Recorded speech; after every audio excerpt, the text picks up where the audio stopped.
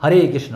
শুধু গৌর ভক্তবৃন্দ, পুরীর জগন্নাথ মন্দিরের স্থাপত্য ও নির্মাণ শৈলী কী ধরনের? পুরীর জগন্নাথ মন্দিরটি বেলে পাথরের তৈরি।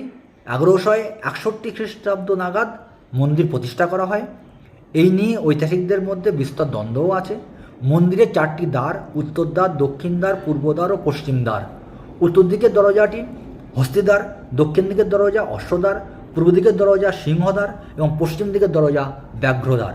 পুরীর জগন্নাথ দেবের মন্দিরটি ঐতিহ্যবাহী নাগারা স্থাপত্যশৈলী এবং এর একটি বিশেষ উপবিভাগ কলিঙ্গ স্থাপত্য রীতিতে নির্মিত। উড়িষ্যার মন্দির নির্মাণশৈলীর এটি একটি শ্রেষ্ঠ নিদর্শন।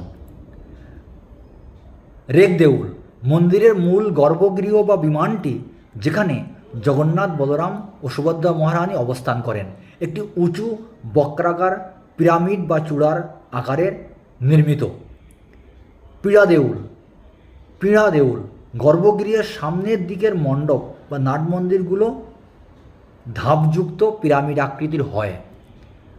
4টি প্রধান অংশ। সম্পূর্ণ মন্দির চত্বরটি 4টি মূল অংশে বিভক্ত: বিমান বা গর্ভগৃহ, জগমোহন প্রার্থনা কক্ষ, নাটমণ্ডপ, নৃত্য ও উৎসব কক্ষ এবং ভোগমণ্ডপ, প্রসাদ নিবেদন কক্ষ। মন্দিরটি মূলত 12 শতকে পূর্ব গঙ্গা রাজবংশের রাজা অনন্তবর্মন চোড়াগঙ্গা দেব দ্বারা শুরু হয়ে তার উত্তরসূরি রাজা অনঙ্গ ভীম দেবের আমলে সম্পন্ন হয়েছিল। হরে কৃষ্ণ।